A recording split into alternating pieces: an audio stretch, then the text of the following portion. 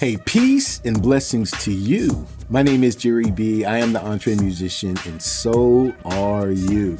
And so is this wonderful young man I'm going to introduce to you. New to the EntreMusician community, but is definitely planted in mindset, discipline, and focus. The one thing that we like to do here on this podcast is we like to create equilibrium, okay? So it doesn't matter if we're interviewing a person who has won 4 Grammys or the person who just dropped their first EP. It doesn't matter to us because we can all learn from each other. And it is my pleasure to bring upon board with us today on the podcast is Mr. Dennis Jackson. And many, many, many blessings to you, brother. How are you? I am great, Jerry. Thank you. It's a beautiful day in Chicago suburbs, so there's nothing to complain about.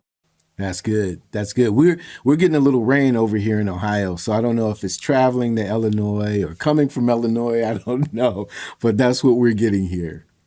Well, we just got finished with a bunch of rain, which we needed because all the grass had turned brown. We were in a drought. Yeah. And so that was manna from heaven when that came down. No, that's absolutely right. You know, the same thing here. And when we were kids, we just didn't like the rain at all. That stopped us from playing football and the whole deal when we were out in the yard. Exactly. But now that we're older and wiser, it's like, thank you, Lord. Yeah. Because we need it. It's all good. Absolutely, man. But you have come to the EntreMusician within the last 6 weeks or so, and grateful that you're a part of our community. It really did start me on the quest of, once visiting your website and listening to your music, is to really wanting to find out a lot more about who you are. I know you've done interviews before and whatnot, so I'm going to try not to ask some of the same questions that you've been asked before. But, the one thing I wanted to ask about from a personal standpoint is just to tell your story. Like, who are you? Who is Dennis Jackson? Not the musician, but the man. Right. Well, thank you again. I am on a quest to get my music out in the world. Technically, it's out in the world, but not many people know about it. So when I came across your wonderful organization through LinkedIn, I looked at it, and it took a while. I really checked everything out, and I had really good feelings. Well, obviously around you, because it's centered around you and your whole attitude and your spiritual attitude, which was important. Yes. So that convinced me that this would be a stepping stone in my journey. And so, here I am. As far as me as a person, music has always been my first love. If I had to go back and change anything, I would have probably majored in music and theory and pursued that as a career. But as it turned out, I chose broadcasting. Be that as it may, music never left my mind. I've been singing in church with my family since I was like 8 years old. And so it's been a part of me. I did have some training as far as piano, but not a lot of music training. But the craft of music is important to me, and the integrity of music. Yeah. I look at music creation as a painter with a blank canvas.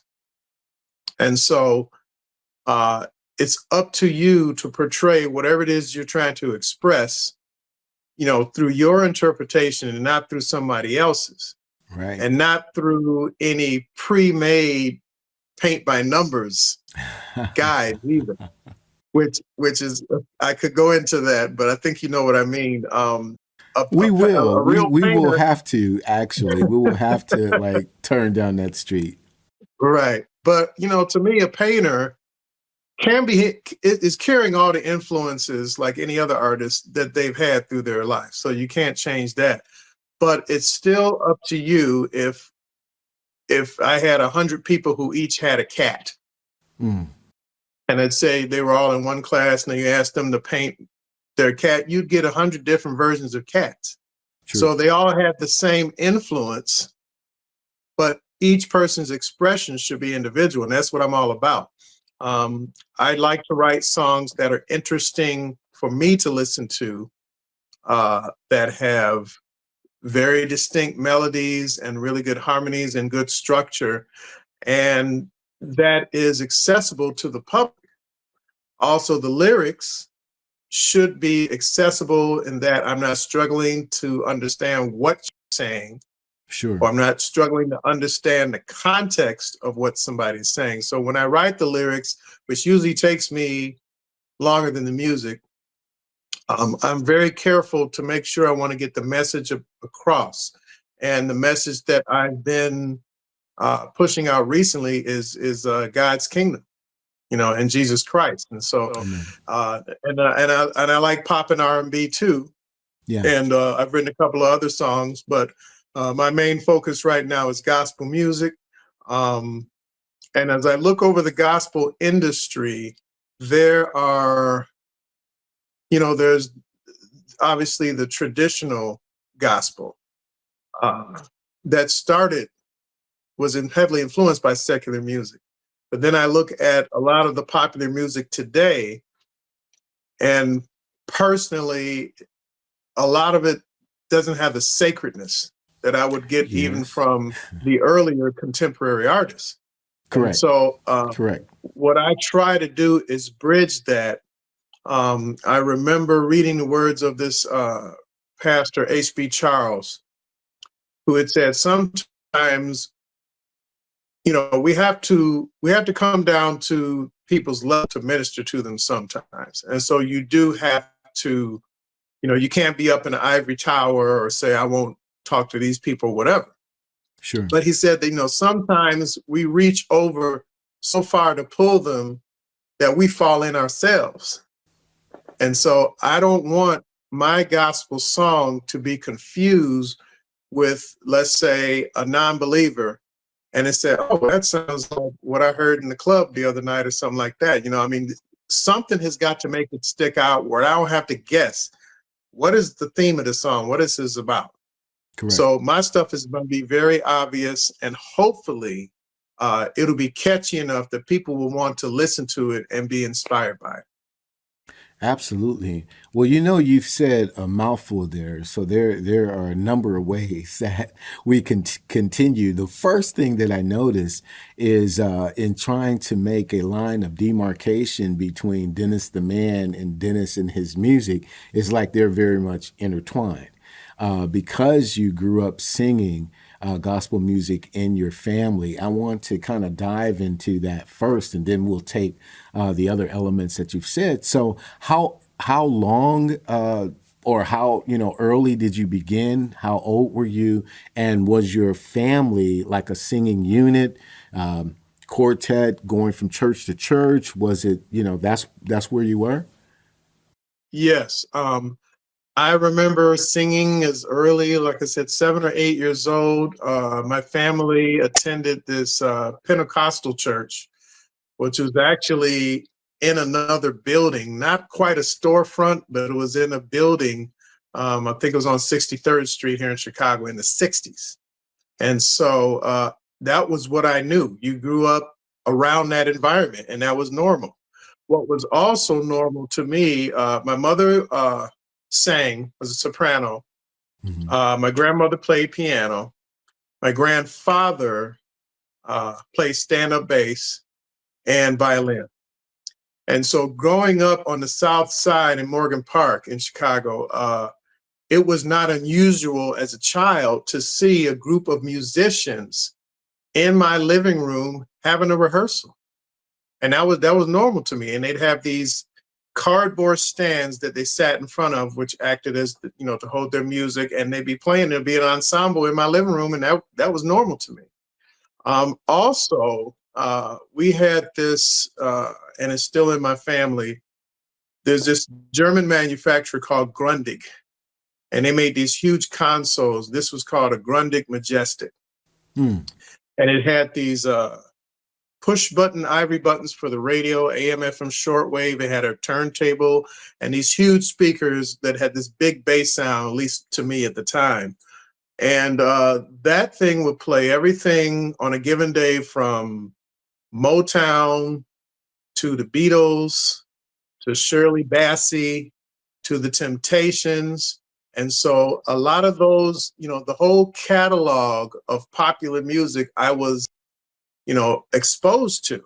Mm-hmm. And so as I got older in my teens, I started to collect music, including a lot of rock music, pop music, and a lot of soundtracks, because I'm a big movie fan. So I really tried to appreciate music composition, especially from a soundtrack, someone who scores a film. Yeah. Who's creating something that hopefully didn't exist before to capture the feeling of Yeah. a particular film theme or a particular scene in that film. And so I was exposed to all these things. And so what you hear when you hear my music is like a mashup of these different influences. And I was telling someone in the meeting the other night that it's interesting when I hear feedback from people when they listen to my song and say, "Oh, that sounds like the Beatles."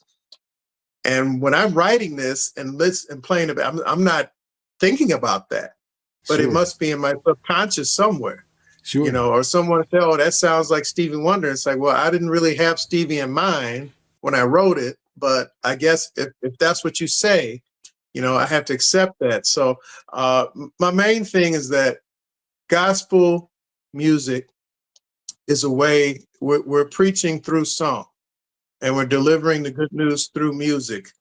And it needs to be fun so people will accept it. We can't cram this down anybody's throats. Right. And Christ would never do it like that. So like to say, his yoke is easy. And I try and make it easy for people to listen to it first. And then hopefully the message that I'm trying to say will sink in. No, you're absolutely right. And if you can recall, there was one of the sessions we were on, and you were playing one of your songs, and I said, "Well, that's straight up Curtis Mayfield," which you were not trying to necessarily channel as well. But with all of the influences that came through your home, from seeing musicians actively rehearsing to hearing music across the airwaves, are there any key artists that like stick out among the plethora that you were provided with, that you go, this is a go-to influence for me? I kind of migrate to his or her music first and foremost. Yes, well, I've said this many times to people who know me. If I'm on a desert island and they say, well, there are only two gospel artists that you can have, that's it. Out of all, if I had to pick two, it would be Walter Hawkins and Richard Smallwood. Wow. If I just had their catalog, I'm good. I'm good to go. In spite of all the plethora of classic gospel and the pioneers, James Cleveland, a whole bunch of people, but and it's hard to do because there's so much out there. If we never recorded another gospel song right to the end of time, there is plenty of stuff to listen to that you still wouldn't be able to hear all that's been done. Sure. So really we're blessed to be able to continue this on, number one. And number two, the fact that God has allowed man to have the technology to make recordings so that we can look back. I mean, think about if we did something and it was a one-off and it's like, okay, we did this and you'll never hear it again because we have no way to record it. What kind of world would it be if we didn't have recorded artists, or if painters could paint something and then this is going to dissolve in about an hour, so look at it now. Right. But that's a blessing to be able to go back and look at those references. And I think we need to respect and appreciate what a lot of those artists went through that laid the foundation for a lot of the young artists to do what they do. Absolutely. And so therefore, I totally respect all the old hymns. A lot of people, they don't want to hear that, but the old hymns, that a lot of those were really brilliant, the way they were created, but it's all part of it. Well, you certainly are providing a lot of questions because I'm thinking, okay, now what's next? Because of what you're hitting, I definitely, I'm with you. I think we may be of the same age. We're definitely of the same generation. You may have a week or two on me, but when you say Richard Smallwood and Walter Hawkins, I mean, you've picked the cream of the crop, at least as far as I'm concerned. Before we go to the next question, I do want to know what is it about those two gentlemen that really resonated with you? I can tell you immediately from my vantage point, but what was it from you? Because this is right in my formative years, man. I'm like 14 years old, and I'm like, okay, there are some things that these dudes are saying with their music that is speaking directly to me. But what are the two things that really emanate from their music? Well, I remember distinctly because at the time I was the first influence to Walter Hawkins, which was that first Love Alive album. Yeah. I had never heard anything like that before in my life. And it was like a revelation to me. Yeah. Yeah. And then I really started to begin to notice what choirs were doing and these new type of chord progressions that these organists would be doing in church. And Right. it was a little jazzy, but it was still churchy, Gospel. if that Yeah. makes Yeah. any Yeah. sense. It was a little progressive, but it wasn't too out there. And I Right. remember my mother and my brother, we were in a choir in New Hope Baptist Church in Chicago, and we had a youth choir, and we would be doing um, uh, I think we did I Won't Get Fooled Again, but we would be doing songs from that.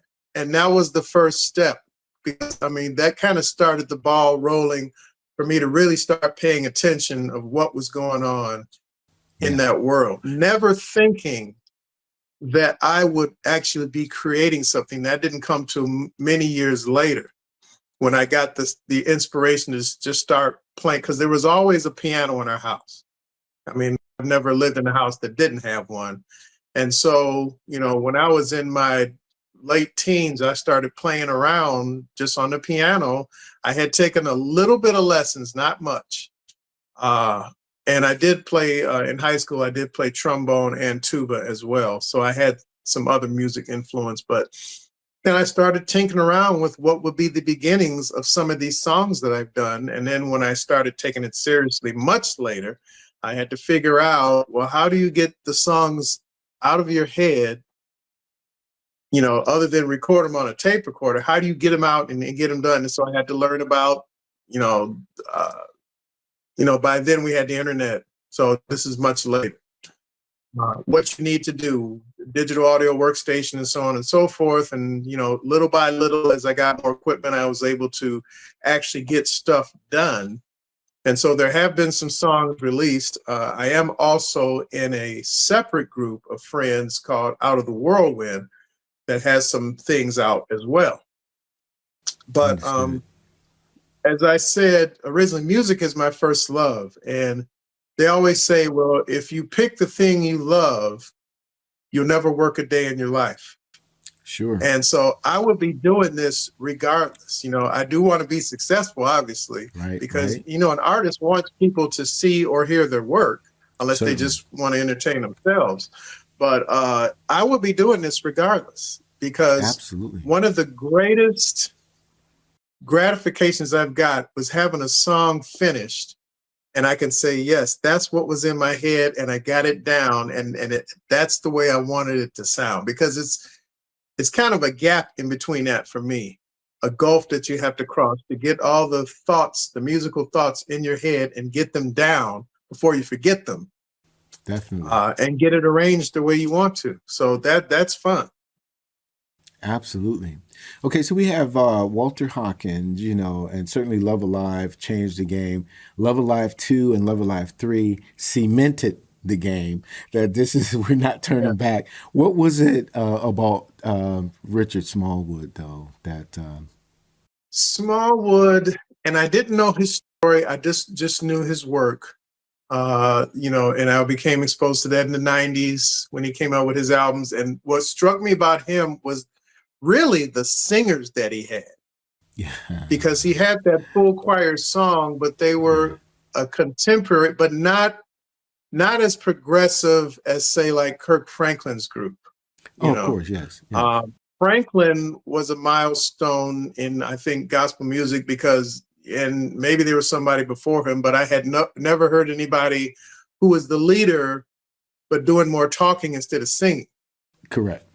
And he now, did that, yeah. He was the George Clinton approach, where you kind of narrate through. That and him and Donald Lawrence, and now a lot of other people doing it. I said, well, that's the preacher's role. We're supposed to sing, but it's all good.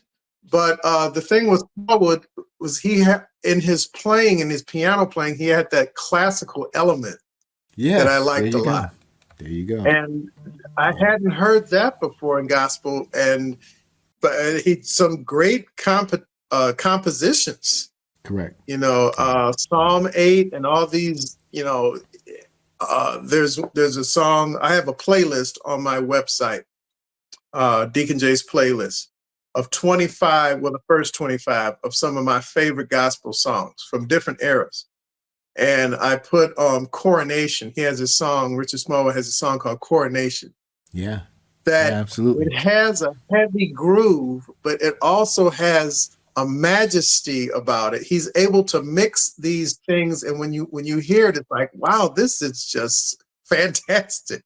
Absolutely. And that's what gospel should be. It shouldn't be this sour thing. It shouldn't be off the rails either. Yes. But it should inspire people to say, wow, that's really musically it's great. But the message is great too, because I think God deserves a standard of excellence. Come on, we should be bringing our A game in everything we do. Absolutely. Because he allows me to wake up every day. He doesn't have to do it. And so therefore, one of the lines, a song I haven't released called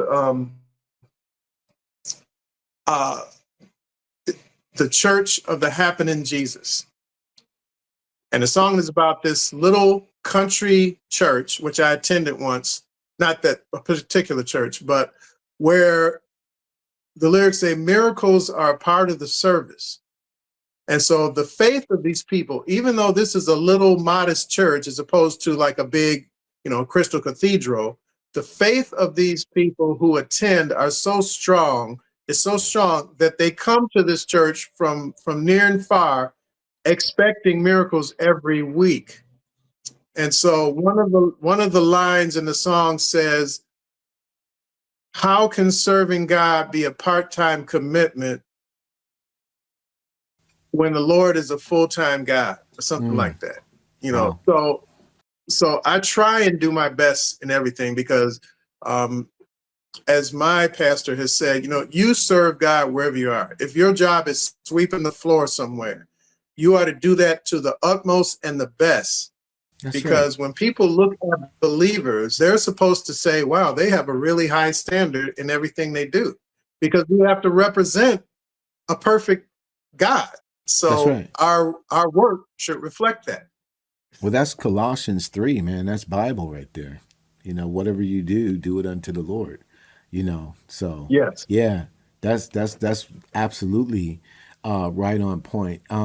Let's jump to this before we go into the secular vein, because I'm interested to know who you were listening to, who had just as much influence on you. So you got the desert island situation packed with Walter and Mr. Smallwood. The one thing that you said that really struck a nerve with me, because I experienced this as well. This is back in the early 90s. I was an on-air gospel DJ, and I had really been called out of darkness into the light, but I was a musician. So I'm not going to go through all of my background, but grew up in church, left the church when I was 16, did not return until I was 28. And so from being a church drummer, playing out in the quote unquote world, right, coming back to the Lord, and he was really, and music had changed from the time I was 16, the Walter Hawkins, the Richard Smallwood. And so now here we are, Trinity 357, Kirk Franklin, of course, other Tone, other people up there, and I'm on air as a gospel DJ, morning drive, and the Holy Spirit began to teach me anointing, and I started calling certain aspects of gospel music, Christian music, even contemporary Christian music, that I felt that there were certain groups who I called or I stated were pimping Jesus. In other words, they could have the name of Jesus 37 times on the 3-minute song, and he was nowhere in the building. He wasn't even in the recording session, and you could hear it. And then you would put on something that they haven't even started to sing, and it was just a chord, whether it was a piano or organ or guitar, and you knew, okay, the anointing is here. You knew it. And so it's interesting to me, and I would like to get your thoughts on it, how the business of gospel music turned into just, and as of late, Donnie McClurkin talks about this a lot, but how the business of music really overshadows the purpose of gospel music. What are your thoughts on that? Well, I think that it has followed in the footsteps, the industry as a whole has followed in the footsteps of its secular counterpart. Sure. And maybe part of that is because that's the only model that it could follow. But we're supposed to be set apart in everything as Christians, as believers. And so you have to be in the world, but not of it. So in everything we do, we need to find the Jesus way of doing stuff, I guess. Yes, you do have to minister to people. You do have to meet people where you are, but there still needs to be a line that we don't cross. And that's the way you treat people in business or on a personal level. And in your music, everyone has the way they express stuff. That's why I'm careful not to say that, well, this particular artist, he's not living up to the faith or doing this. That's really not me for to decide. Everybody has their likes and dislikes. And there are some songs which, they say they're gospel or they're on a gospel station. And I say, well, that's really not, what has this got to do with Jesus? Sure. But I'll have it on a personal level.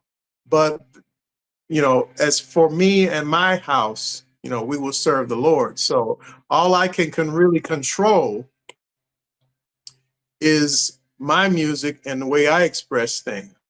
Sure. However, but I think. Go ahead. I'm sorry. You're pushing buttons. No, so go ahead, Jere. The thing that's interesting too is in that context, in the context of gospel music and the gospel musician, I agree that there's a balance to judging. We don't judge to condemn. We cannot say whether a person where his or her heart is. However, I believe that for the good of the kingdom, we should be fruit inspectors to say, you know what? I mean, it's the same thing that Jude said, that we contend for the faith, and that we ought to be able to have the voice to say, well, this is ungodly, and call it what it is. I don't know where your heart is, but your heart is really not tied into, because Holy Spirit will lead you into all truth. And so because we trust him to lead you into all truth, you would know if you were steeped in with him, because you would feel it here, because there would be a conviction inside of you that I can't be a part of this, that this is a song, or this is a stance or perspective that I'm taking, which I know is not biblical. Does that make sense? Without being condemning, but at the same time to say to the brother or sister that, well, and I think I referenced Donnie McClurkin because I think he's doing it with that balance of, when you look at it, I mean, you just have to look at it and go, this is a pear, this is an orange, this is a banana, this is an apple. It's not that complicated. Right. right. You know what I mean? Now you're correct. You have to stay on your path, but you also need to let people who may not know Correct. that, this is the path that we should be on. Correct. And this person doesn't appear to be on that path. And it's like, well, I'm not going to really be aligned with them. Because there may be people who turn this on, like I say, people who are not in the faith and think that, oh, that's Christian music, when it really isn't. So yes, you do Exactly. have to point out, Yeah. if only to protect those people so they get the truth. Sure. Because for a lot of people, that's why I really don't watch some of these award shows now, because Yeah.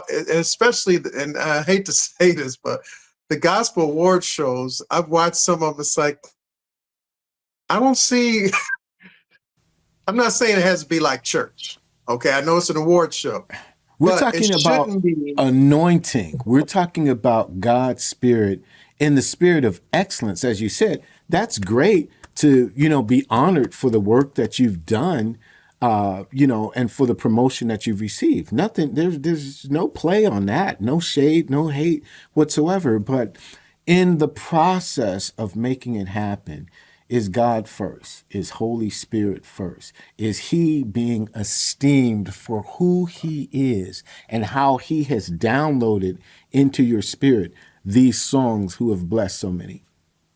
Is that what we're Yes, showcasing? yeah, Sorry, exactly. And you're this is the triggering me whole. on it. I'm supposed to be asking you questions, but you're triggering me on this. You know what Well, I mean? yeah, I mean, these are Let just me things explain we something else see. to you that, and I would love to get your feedback because early on, so again, I'm in my early 30s.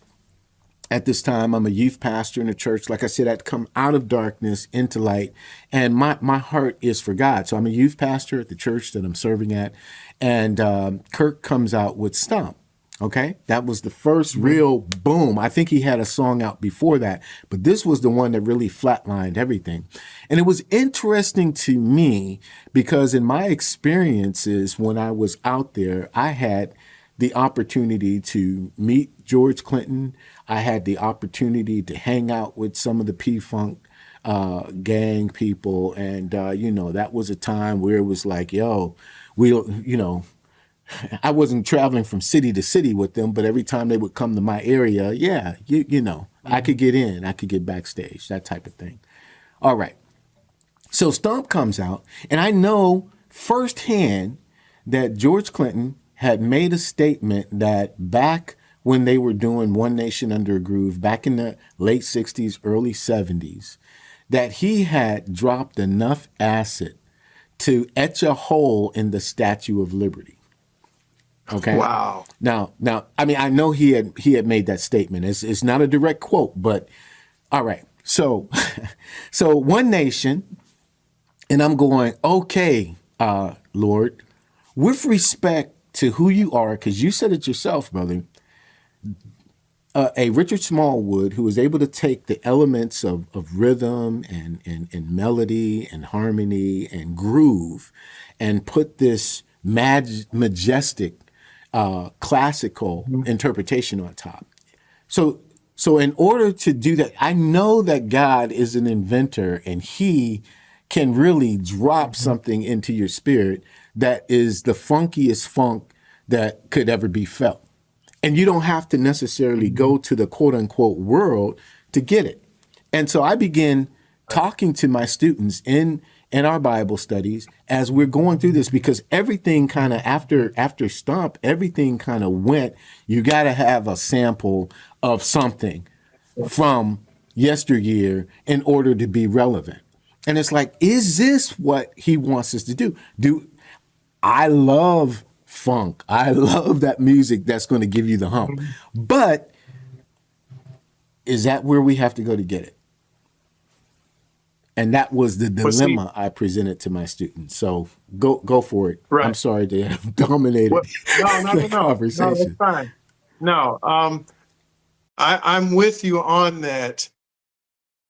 When you start getting to those kind of habits, even from the songwriting perspective, it's like, I don't want anything, I don't want to be dependent on anything or stuff that is very trendy and say, okay, this is the sound, even though, you know, gospel in the 60s sounds different from 70s, 90s, and even now. But I don't know if that's using the best of your ability that God gave you. If you're saying, well, in order to reach the kids, you have to have this, and I don't know, there's a name for the way what they do with the sim now and everything, and I forgot, my producer told me once, but you have to have that on there, and you shouldn't be dependent on that. You just shouldn't. And the tail should not wag the dog. Sure. Now, I believe in all things in moderation. You know, even if I came up with an original sound, you know, I could wear that thing out to death, or I could use it sparingly, Right. which for me would be better. Because I think it's all about balance. You know, you can't be on one side of the spectrum on either extreme end. So I think you need to be a man for all seasons. And there's a time to do that stuff and there's a time not to do it. But what I see from a lot of popular gospel music is that it's all like that. Yeah. It's like the entire thing is like, well, this is, and it's all about youth, which is fine. Sure. But, you know, there's other people, other ages in the congregation. Right. And my main thing is like, you know, I've been to churches where they've allowed, you know, a gospel rapper. Yes. Now, the kids will love it, obviously. But the older people in the congregation have a hard time even hearing the message, which shouldn't be. No one should have a hard time because this is the most important message that anyone can deliver. Correct. And so my point is, nothing should be isolated to one group.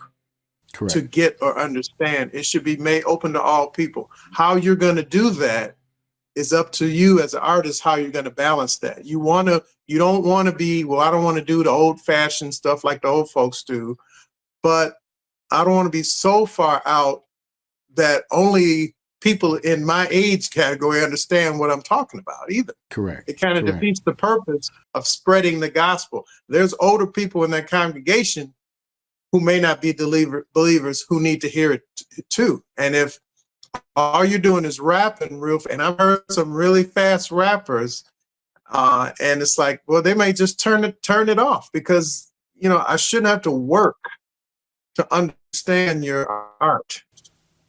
No, I absolutely agree. And there's a point where you see the artist who could be worshiping the gift and not the giver of the gift.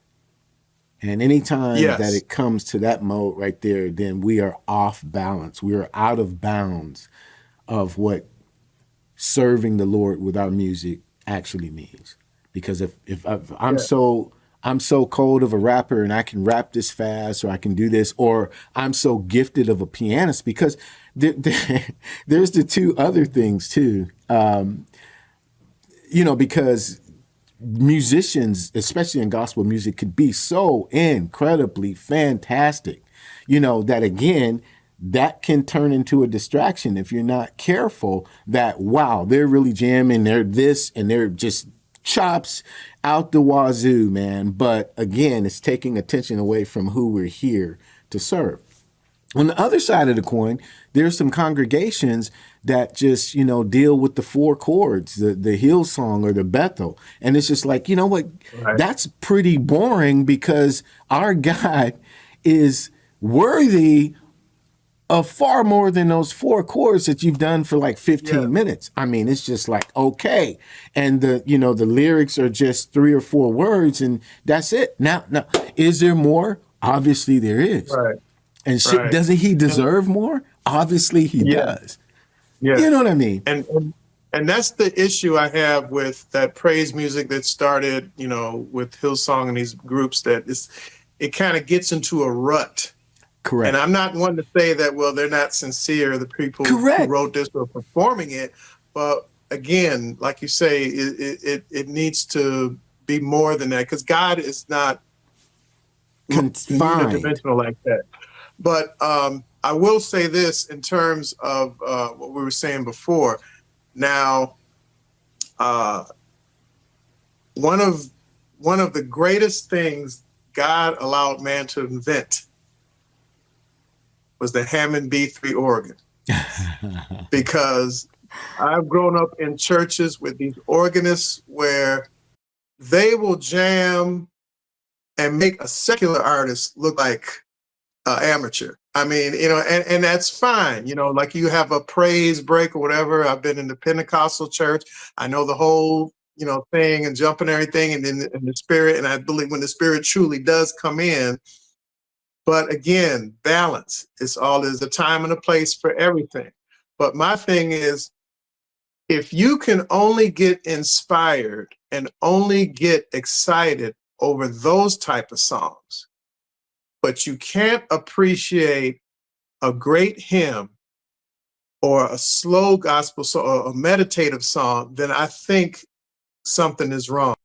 God is in all of that. Now, I'm not saying you have to like every type of genre. Certainly. But it's like, well, I only listen to the real progressive gospel. Yeah. You're missing a whole lot if that's your attitude. You're absolutely right. Absolutely right and on point. Okay, so again, you've given me a lot. we are deep into it now. I didn't know this was going to be a 2 or 3 part interview, but it's all good. But the one thing with respect, all right. So we have Walter Hawkins, we have Richard Smallwood. Where the question was there any secular artists that you drew from? If you could add 2 more to that desert, would there be any quote unquote secular artists that you would say, that person's music tremendously resonates with me as well? Is there anyone? Well, yes, there's the keyboards, and probably who? Because there was always a piano in my house.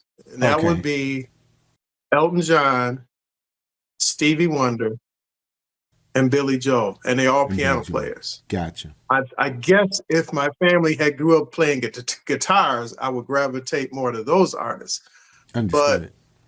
But music-wise, not necessarily the content, because it's secular and it's popular music, but musically, you're talking about very distinct melodies, chord structure and all that thing. And it's not like I'm trying to recreate that, but those are in the back of my head, right. Since I write songs on the piano, even if I get something in my head, I'll have to come here and play it out and see where it's gonna go from there. But those 3. Now, in terms of voices, I just wanted to say this. My favorite male gospel singer would be Donnie McClurkin, the brother that passed. I'm sorry. Yeah, no, not McClurkin. Daryl Coley. Oh, Daryl. That's my favorite gospel male singer in terms of vocal quality, because I love everything about his voice.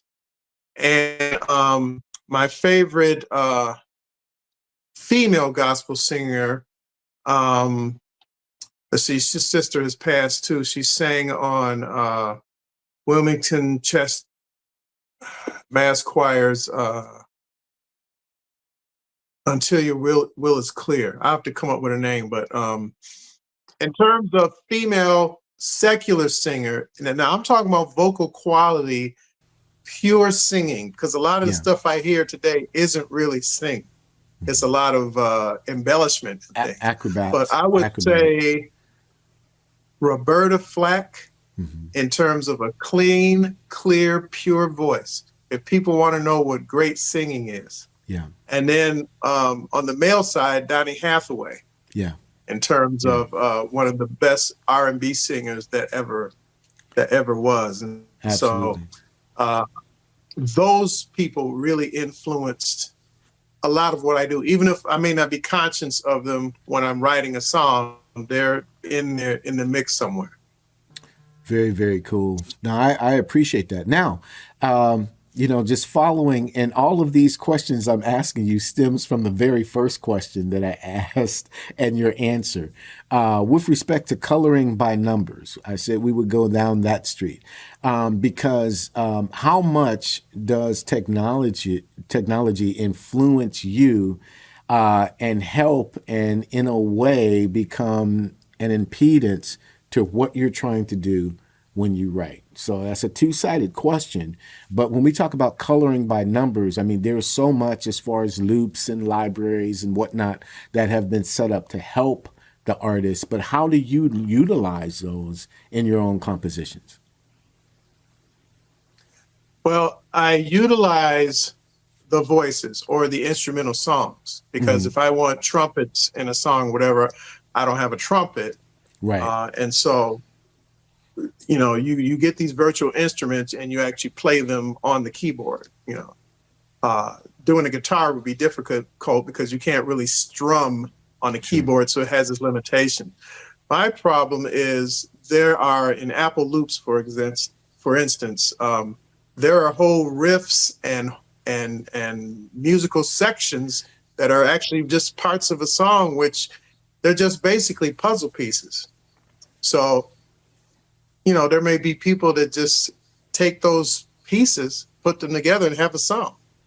But that's akin to, again, the painter, instead of having a blank canvas, it's like, okay, you have to draw a face with a nose. Well, here's a nose over here. I'm going to take that nose. And well, here's a whole torso. I'll take that. Now, you may have come up with a unique combination of elements. And in that respect, it's original, but all the pieces were already pre-made for you. Correct. So that's not really much of a creator as it is a designer, sure, which is a different thing. But if you're coming up with a distinct melody that didn't exist before, which is why You Are the Sunshine of My Life is its own separate melody.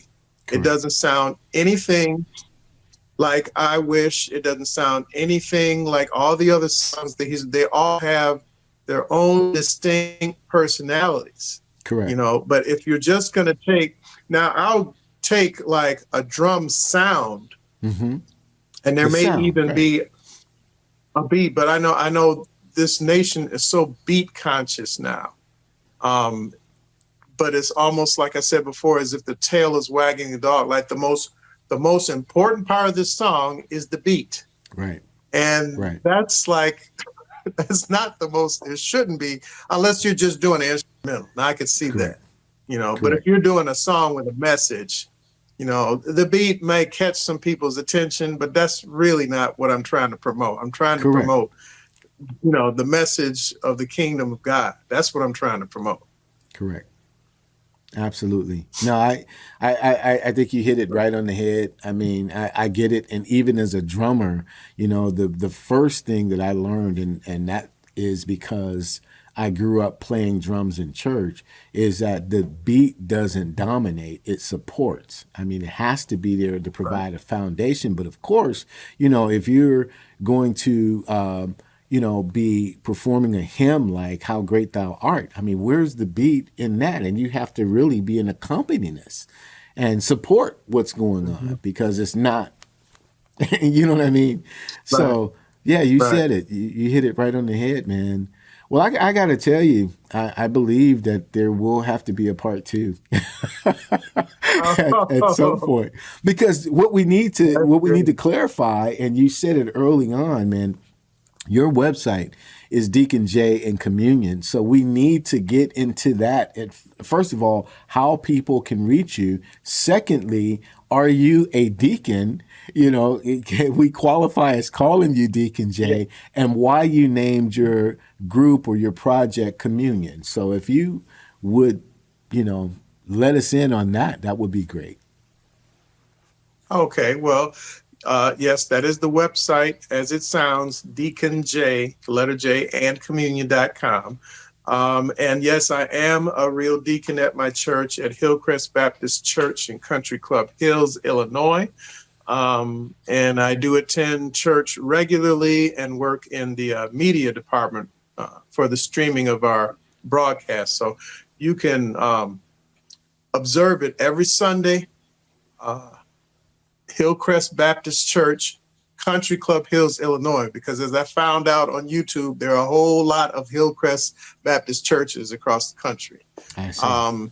So yes, now the reason I named it, I was trying to come up with an artist name. I didn't want to just use my name, Dennis Jackson. So Deacon J sounded like it had a decent sound to it. Communion, I don't have a set group of people. I don't have a one team of people that I work with. So communion represents whoever works with me at that time. Communion is the most intimate part of our relationship with God when we commune with him. So as I get people for a particular project or a song together, that's the communion at that time, whoever that group is. So it's simply represented. It's not a set number of people or specific people. It's whoever I have with me on a particular project. Correct. That's beautiful.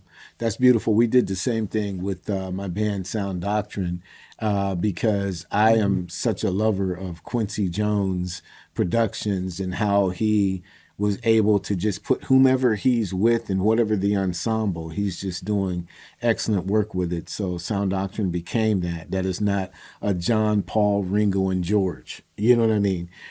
There may be some people who come to the table more often than others, but for the most part, is whoever's on stage or in the studio, this is Sound Doctrine. So I get it totally. Yeah. How would you describe your music, the music of communion? What brand or label would you put on it so that those who are interested in following your music would say, oh yeah, that resonates with me? Well, the first thing I would say, if you want to hear a good original melody, because I believe everything starts with that, any great song that lives on over time had a great melody that someone, if you had no instruments, you can just whistle it or hum it and somebody automatically knows what that song is. If you're whistling or humming Amazing Grace, if anybody around the world has heard, they know what you're whistling. They're not going to confuse it with anything. Or a lot of other secular songs. So to me, it starts with the melody because the melody can stand on its own with no other instrumentation. But in terms of a category, I kind of casually say that it's gospel pop because it has some pop and R&B elements to it. It's not traditional gospel, although I'm trying to do some of that. I don't really have the chops and the musical skills like a lot of these pianists and organists have. But I am going to come out with some more traditional stuff. Plus, I don't have access to a lot of voices and a choir. So I'm working on that as well.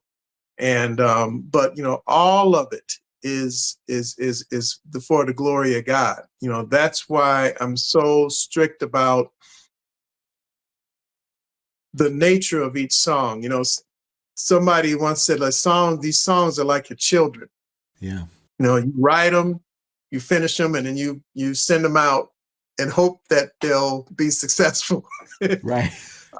But each song, you don't want to just have a bunch of clone kids either. You want them to be different, So I may have some upbeat songs. I may have some more meditative songs, more of a choral kind of sound. I try and do a variety of things. Again, things that I find interesting to listen to. But I don't believe anybody is going to listen to a song and say, well, there's really no harmony or any chords. I try and make sure all that stuff is in there. Yeah. Well, you have some very good stuff, and we appreciate it every time that you share with us. And, I think it is unique unto yourself, although we call out elements that we hear because of your musical influences. But, you cannot say that this is not an original song that came from the heart of Deacon J. You just can't say it. It is original, and I really appreciate that about you. Now, my final question would be, because here's the part where I'm usually talking about people who should, I feel, become a part of the EntreMusician. And you told us early on what your motivation was when you saw us on LinkedIn, etc. But since being in the community, what would you tell someone? What would you share with them as to why you think this community clicks? Well, I'll tell you, my first impression was that when I saw this, I said, okay, this could be another step in my career journey to move things along. But I would say, even after the first Zoom session, or even after the interview with you, really, I just came to realize that more than anything, more than the music industry side of things, this is a family of people who are like-minded and sharing their insights into what each person is trying to do. There's a variety of people from all walks of life on EntreMusician. And so I would recommend it to them. They are very supportive and helpful. And in this changing world, which is becoming more and more hostile, it's nice to find some people you didn't know who are just very kind and loving people, and who are trying to help you, really support you. Everyone has their agenda, to be sure. Sure. But I think this is a prime example of how people can still help each other and work together, even though we might have different, career paths and so on and so forth. So I would say the family-like atmosphere of this is really what I'm realizing, what this really is. Yeah, I can agree, because, for people who, in private conversations or whatever, think it's really based on Jere or based on his personality, I'm like, it really is about us, because you do get a variety of different answers when you ask a question.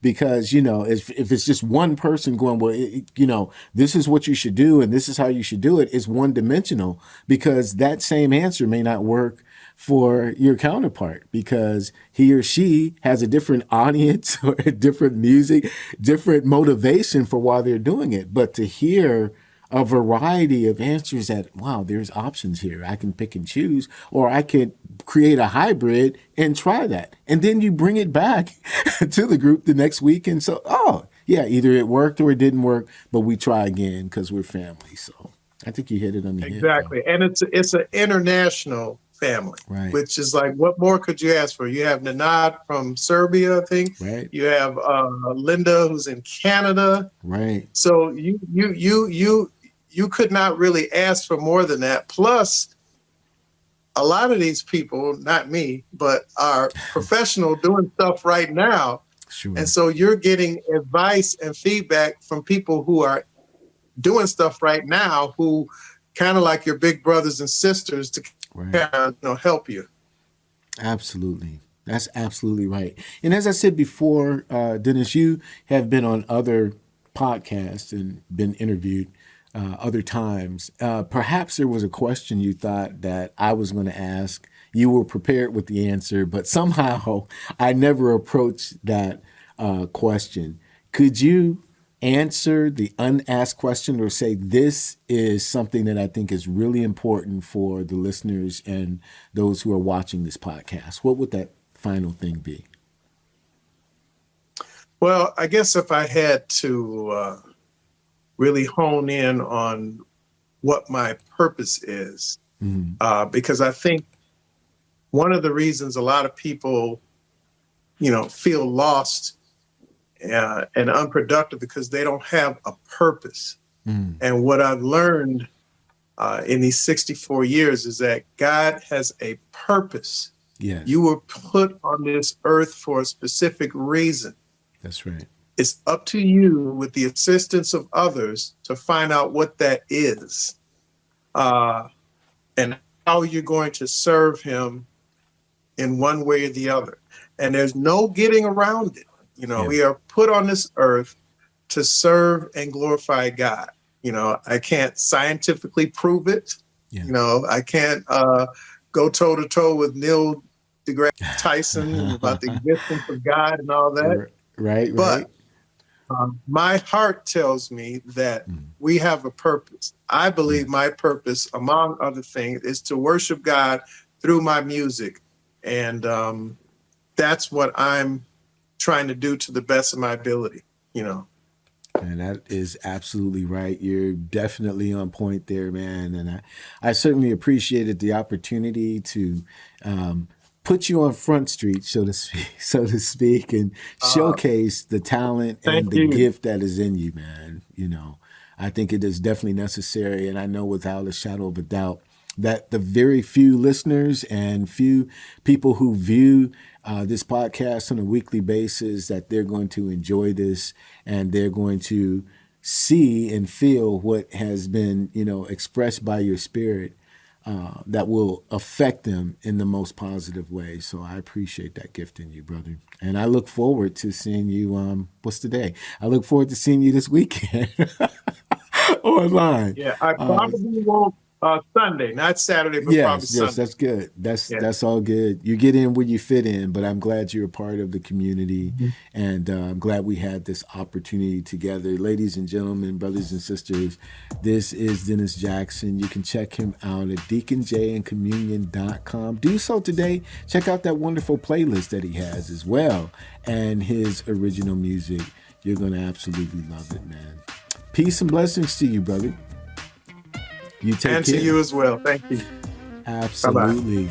Bye-bye. That's going to do it for this episode of the EntreMusician podcast. I told you. I mean, wow. You know, this is what it's about right here. And you can feel his spirit as he's talking. This is a person who hasn't been in the music game for very long, but he's serious about his commitment, and you just know that he's going to go further and further on. I'm trusting the same for you. That's why I always say, you know, you share this video, like it, subscribe to the channel. And I say this because it's important. My name is Jere B. I'm the EntreMusician, but here's what's most important. So are you. Okay? You are an entrepreneurial musician. That's who you are. Let your gift shine. We'll see you next time on this podcast.